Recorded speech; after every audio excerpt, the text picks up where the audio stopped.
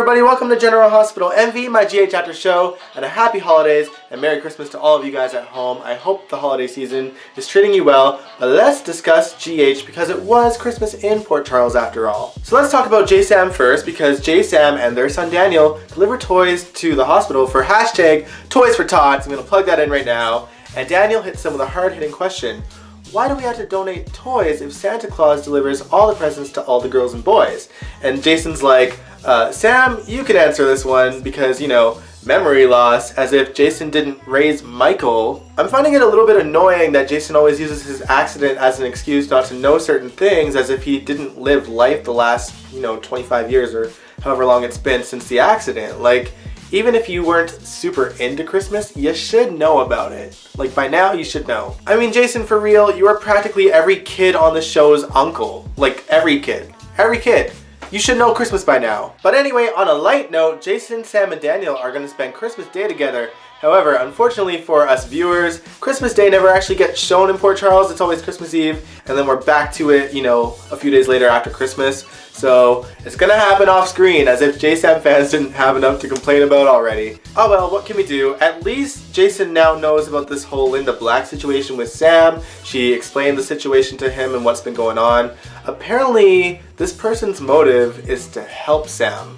She wrote back to Sam, or he or she wrote back to Sam saying, I just want to help you.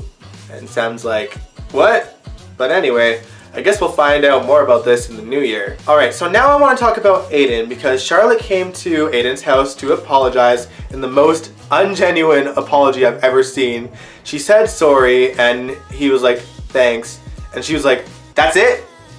I'm thinking about all the years that I've watched this show, and I don't think I find a kid more annoying than Charlotte. I don't think I've ever found a kid more annoying than Charlotte. That's crazy. Young Michael was a close second though, because he was always trying to get his parents back together, and I was just like eye rolling hard.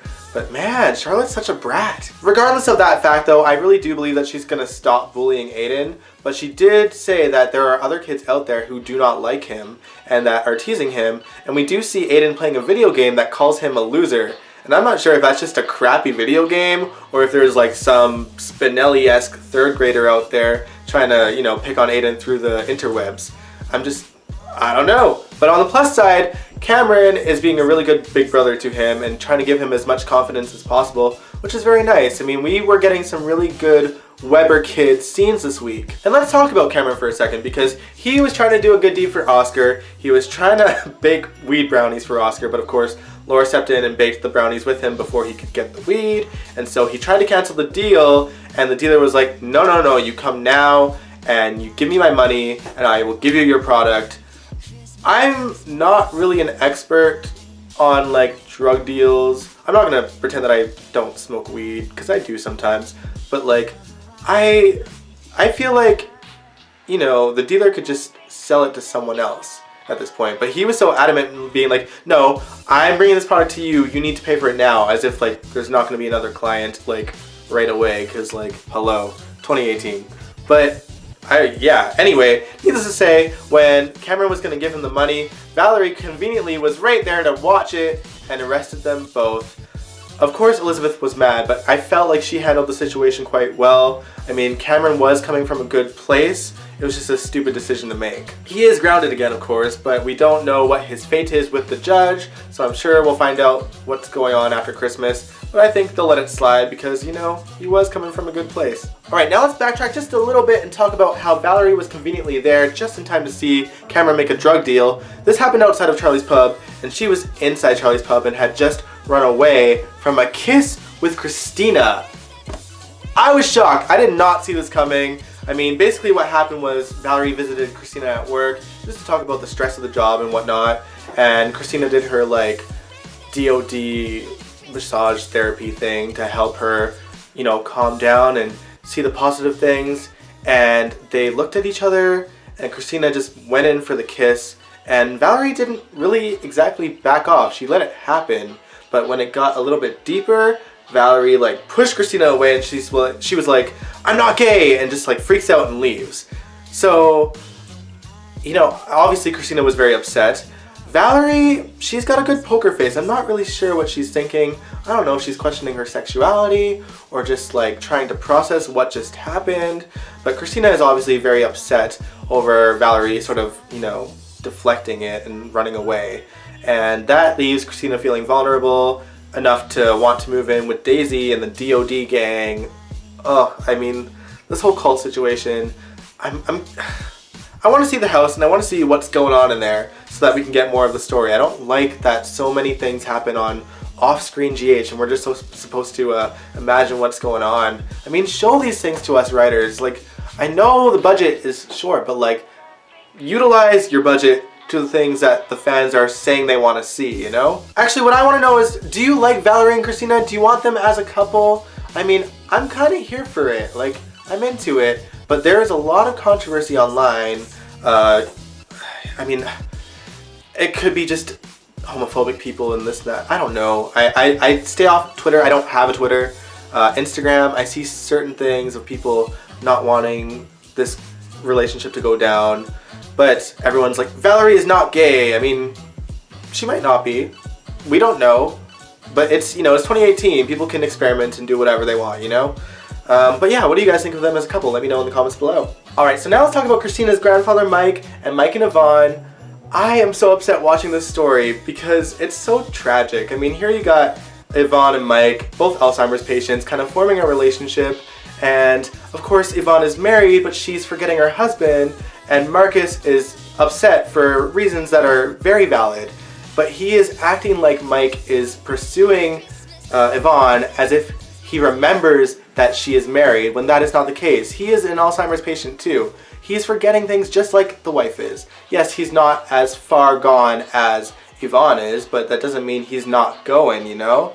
And like, he's just being such a douche over this. So let's talk about the plot. So what happened was, Yvonne and Mike were kissing under the mistletoe, and Marcus saw it and freaked out, and Sunny and Carly were there as well, and it was not a pretty sight, so they had to separate them, but Mike and Yvonne managed to escape the home and catch a bus to a jazz club, where Margot conveniently finds them, of course, and she calls Sunny to let him know.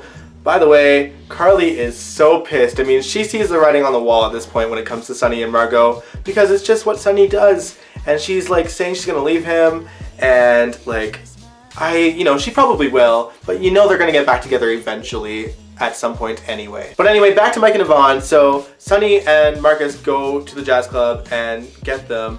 Marcus wants to press charges against Mike, and this is where I'm even more frustrated because, like, come on, man, you're gonna have to put your wife through so much, and she's just oblivious to what she's doing wrong, you know?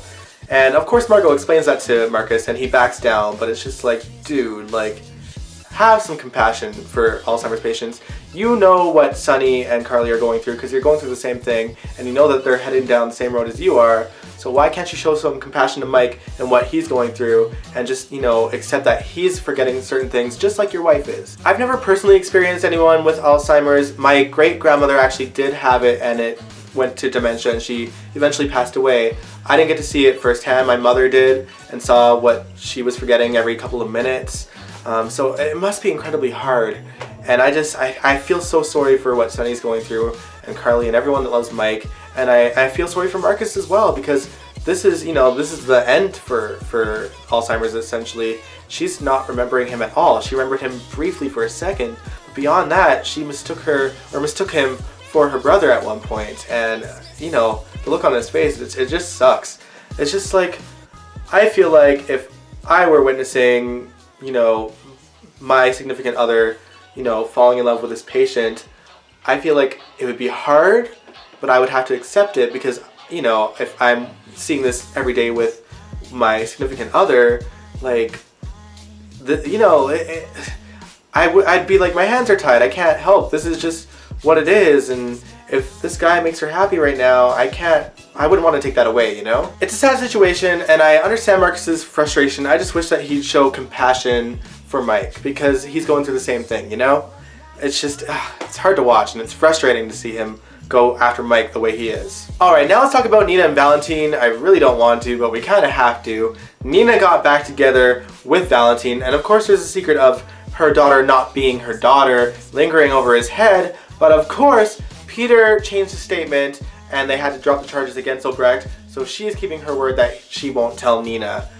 The look on his face when she called him and told him that, I kid you not, I looked at my screen and saw the look on his face and I was like, you fucking bastard. Pardon my French, but that is what I said out loud. I was that mad and furious. Like the smug smile on his face, I just wanted to punch it. I just wanted to punch you, Valentin. I cannot wait for the day that everything comes out and Nina sees him for the trash that he is and leaves his ass for good. But you know what? Like, I won't feel sorry for Nina when it happens because you got back together with him knowing all the stuff he's pulled on you so far. You know, the fool me once, shame on you, fool me twice, shame on me thing. I mean, he's fooled you like 8 times already and you've gotten back together with him again. So it's like, you know, you're bringing this on yourself at this point. So I just want to see Valentin suffer for all the secrets he's hiding. And the sad reality is, this is not the only secret he's keeping from Nina. This is just the latest. There are still things from his past about Charlotte's first mother and like Claudette not committing suicide, and like there's just so many things. So when all that comes out, I will rue the day. Okay? I will be celebrating. I will have a drink. I will have a shot on General Hospital Envy in honor of it, because I am so over him getting away with everything all the time. It's frustrating. And then they're still trying to make him this leading romantic guy to boot. It's like, what are the writers smoking? Probably the weed that Cameron didn't get at this point. I don't know. No, they'd probably be chill if they were. They're probably smoking crack at this point. It's just like, I'm over it. I want Valentin to pay. Alright, since we're talking about secrets, let's talk about Willow. Show of hands. Who was surprised to learn that she was original Wiley's mother? No one? Yeah, me neither. I'm just glad that it's already out now, or finally out now. Watching these scenes with Willow and Julian this week reminded me just how many twists and turns there are in this one story. I mean, for instance, first of all, the Wiley that is with Brad and Lucas right now is not her Wiley. That baby is dead, and she is oblivious to it. Second of all, only Brad and Nell know that the son that Brad has is Michael's son. Not even Julian knows that. I mean, he knows that he got a baby from, you know, some woman on the street that Brad said that was homeless, I guess.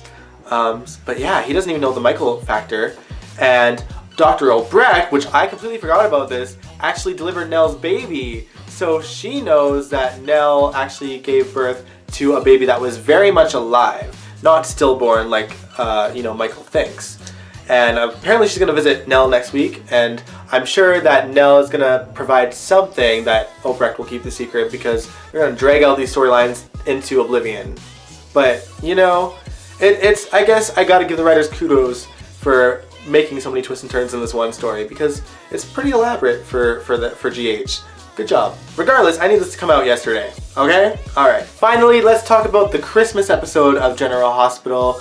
We got, on the plus side, a Christmas story read by Dr. Monica Quartermain, the Chief of Staff, just like the classic traditional days, which was very, very nice. Was it boring?